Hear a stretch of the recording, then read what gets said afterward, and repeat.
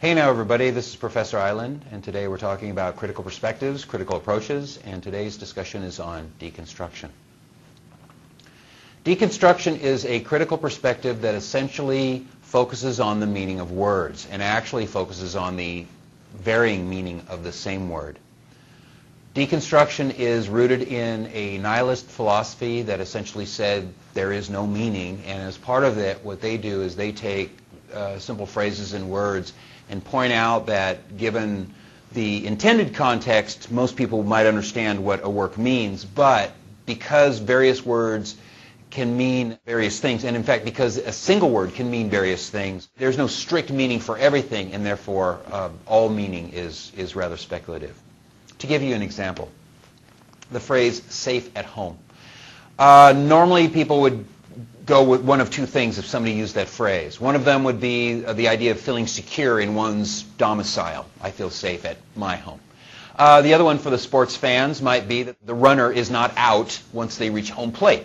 The runner is safe at home. However, the word safe also refers to a lockbox, and therefore it might be that somebody is talking about a lockbox that they have at their house. This translation, of course, is very often identified within the context of the work. If the work is about baseball, we know it's about one thing. If the work is about home security, it might be one of those two other ideas. Where it becomes more and more complicated is when we get more and more words that have that multiple meaning. For example, if we have a phrase like time flies like the wind, theoretically, most people would understand that phrase to mean that the temporal passage occurs very quickly and very rapidly. However, we could also say that the word time, not as a noun but actually as a verb, means to clock something. For example, you could say that the time is a verb, flies are a noun, the multiple of a fly, a little mosca, and so you now have somebody clocking small insects in relation to how fast the wind blows. Besides insects, flies are also a reference to a type of hit in baseball. So someone could be clocking the hits in relation to a breeze. This variable notion of the word time and the word flies makes this phrase, time flies like the wind, to be more and more nebulous. We also look at the word wind. If you were to read this on a work, W-I-N-D, it not only is pronounced the word wind, it also is the word wind, which is a verb. And now you have even more opportunities for translation, or as the case may be, retranslation. Finally, a simple three-word phrase, fire at will. Again, on the surface of it, it might merely mean to do something whenever you want to, take a shot whenever you want to of a gun, shoot when ready. But also fire means to terminate from employment. So now it's fire somebody to terminate their employment whenever they're ready.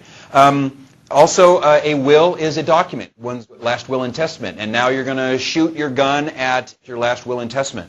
Also, will is short for William, and now you're going to either shoot at William, or you're going to, you also have fire as flames, as the combustion of something, and now you have a fire next to somebody named William.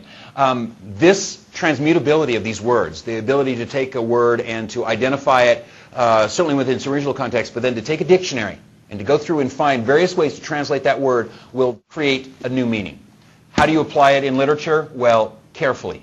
For one thing, go with something that's relatively simple. Obviously, even with some of these simple 3, 4, 5-word phrases, you could write a short paragraph in which you have multiple ways to translate just the phrase.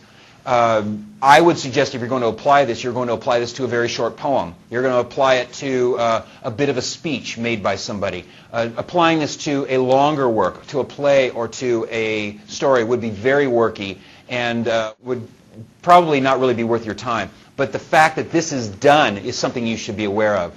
And like with many of the critical perspectives, understanding that this is a possibility as to how somebody may take what you say, what you read in one way and somebody else may take another way is an important aspect to understanding why there is disagreement and why there isn't a universal meaning for any given word.